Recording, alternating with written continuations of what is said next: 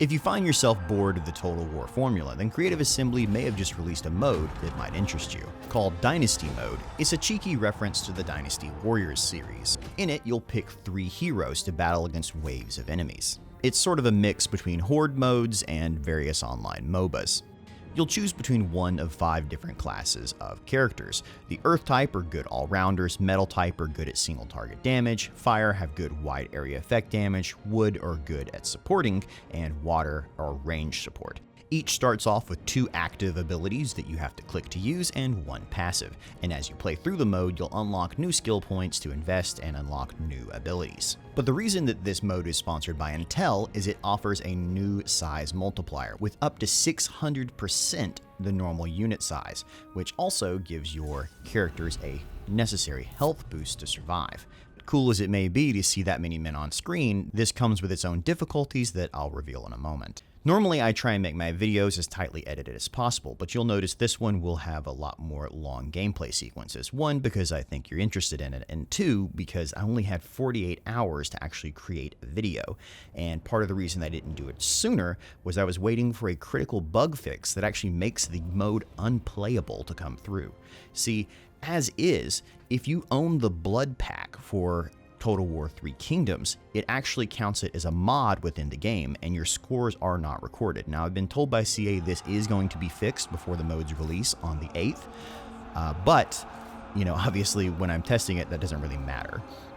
So in the game, you'll notice very quickly that you're controlling 3 people, and you basically left-click on whatever power you want to use, and then left-click again to deploy it.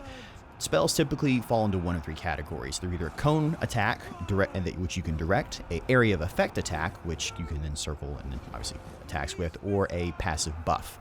Now, the passive buffs are actually running in the background. You don't have to activate these very often, but you can see pretty quickly just how much damage you can lay down. Now, I chose obviously the 3 Sworn Brothers here because they're the most recognizable in Chinese history. And if you haven't picked up on the issue with the unit multiplier yet, then let me point it out to you. At 600% unit size, it takes 6 times longer for the heroes to actually defeat the unit than it does normally. Now, when you upped the multiplier for the unit size, it also upped your hero's health, but it didn't up their damage, which just makes everything take so much longer. Round 1 here will end up taking something like 3.5–4 minutes to get through, versus on 100% or normal size taking around 1.5 minutes, so nearly double or sometimes even triple the length. I mean, I have enough time to zoom in and go to cinematic mode, for goodness sakes.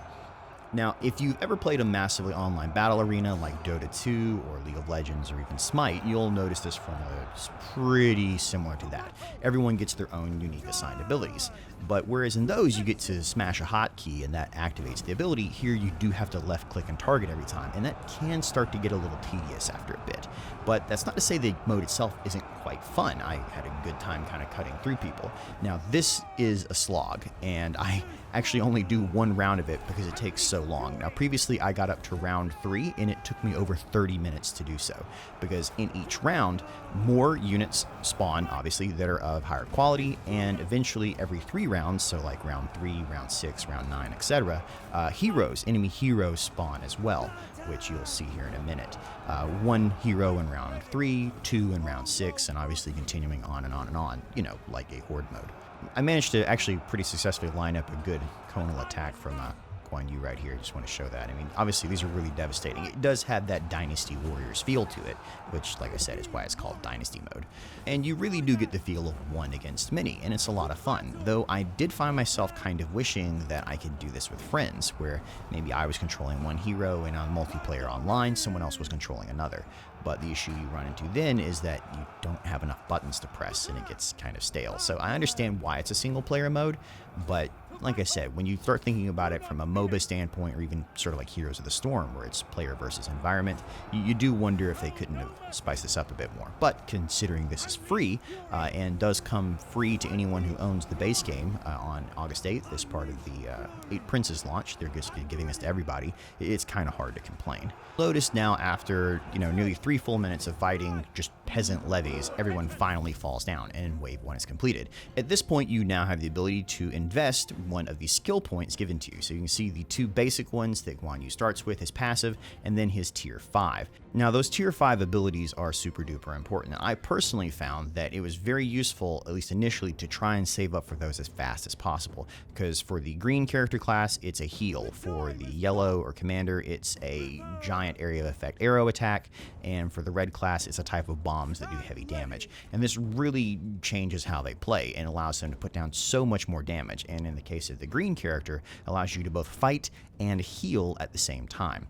If you play Overwatch, it's essentially Brigitte, well, before she was nerfed. But as the 600% multiplier size takes so much longer, I'm just not willing to keep playing it. It moves so much faster, and I think the intended pace is at 100%.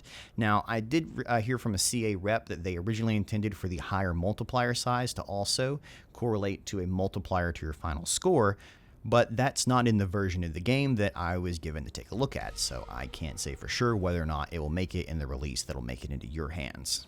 Now, for my next attempt, I decided to try out the Strategist for the first time. In this case, I've got a red, a green, and a blue Strategist, because obviously the Strategist is meant as a hard support with ranged ability that's meant to sort of heal everyone around them.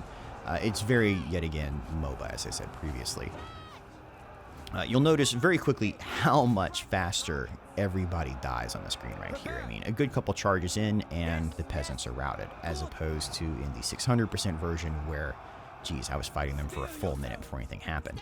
The key to this is you have to keep Kong Rong or any strategist sort of kiting around the edges, putting in arrows while your two heavy hitters really lay down some smack. And very quickly, you'll notice that with people dying so much faster, I'm actually having difficulty even pressing the abilities fast enough to kind of wipe through everyone. This is where I said hotkeys would have come in handy. But as is, it's very sort of whack-a-mole, and you know, I didn't have time to think about it because I was having fun. And just like that, the round is over. I mean, there's one guy left and a couple shots from the bow later, and it's a 1 minute round instead of a 4 minute round. And you'll notice the score at the top is exactly the same. There's no benefit to doing the 600% other than you want to burn your computer faster. You'll see yet again the active abilities are roughly the same for each class. That level 5 ability I mentioned earlier, the strategist getting a heal. I believe the purple guy gets a damage debuff and is meant to sort of tank other people's and is meant to kind of attack heroes. But unfortunately, the heroes are so few and far between, I just didn't find them that useful in my short playtime. And at the end of this video, I'll actually throw up the leaderboard that's already online from people playing, and you'll find out very quickly that not all character classes are created equally. The purple type with Sentinel, Guardian, I can't ever remember the name there, I do apologize, and the blue type don't seem to be as effective in the multiplayer. The purple doesn't lay down enough damage to counteract the fact that he's for single target. He also doesn't have a heal. Yet again, the strategist doesn't hit hard enough in melee or kill enough people to offset how much he's healing. So the hybrids, in this case the green, which is able to take out large amounts of enemies and heal, seems to be the far better choice. At the top of the leaderboard, it seems to be pretty consistently a yellow, a red, and a green. Again and again and again. So one gives nice area of effect damage, one gives good cone to wage through enemies, and the other one is sort of as a really tanky hitter healer. It's the GOATS meta, except in a completely different game. Take heed, warriors! Attack! You'll notice I'm trying to target each approaching unit one by one to try and take them out, prioritizing on how much of a threat they might cause. Now, obviously, these lower tier levy guys aren't much of a threat, so you can just sort of wipe through them. The health bars that normally accompany each hero are a little hard to see here at the very bottom. They're just two very thin lines, and they also don't have an accompanying number to let you know actually how much health they have, which can be a little concerning sometimes, wondering how much health your guys have left. At the end of each round, you do have the ability to heal your heroes. It's a 1-point skill, so you can drop a point into it every time, and it'll heal them back theoretically at full. Now, I do skip that in this playthrough because I was trying to rush the tier 5, and in a previous game, I made it all the way to round 6 using that strategy, but I didn't have a strategist, and that strategist really just, you start to notice as the rounds go on that he just does not put down enough damage to offset the amount of healing he might have done. He just doesn't come online fast enough. Now, maybe in the future, in the very, very far rounds, he becomes far more useful, but I just don't see it happening. And this is really the reason I kept playing this campaign. I wanted you to see round 3 right here where a enemy hero spawns. And the reason I want you to see round 3 right here is because as of the time I recorded this on the morning of the 2nd of August, there is the potential for a game-ending bug right here, and several other reviewers have encountered it as well. If you are unlucky enough to have Sun Jin spawn as your opponent, he is invulnerable, meaning it doesn't matter how many times you hit him, his health never goes down. Now that happened to me on my last playthrough when I made it finally to tier 6, and it's so incredibly frustrating that I can't even begin to describe that. It seems like this mode may have been the work of maybe only 1 or 2 developers at CA, at least that's the names that I've been given. They're very polite, and it seems to be a passion project for them having made something like this. But that's a huge bug for no one to have noticed, and I haven't even been given an ETA on when it would be fixed to actually try and avoid showing it in this video. I was going to give them the benefit of the doubt, but I never got a response. So this is one of these things that I really hope they squash before it's released on August 8th, because otherwise you run a 1 in 24 chance of just having to restart your campaign every time. And that's a real shame, because it actually is a lot of fun, and I do recommend you try it out. I mean, after all, it's free, why wouldn't you? It's a promising new addition, and honestly makes me sort of wish there was a MOBA from the Total War people where this is kind of all you did, like maybe you're fighting your way across a huge map. Interestingly, it also opens up a lot of cool possibilities for future games, so give it a look-see, and if it's successful, they'll probably do another one. I just hope they fix the bugs before you guys get your hands on it. So, thanks for watching as always, and have a great day out there.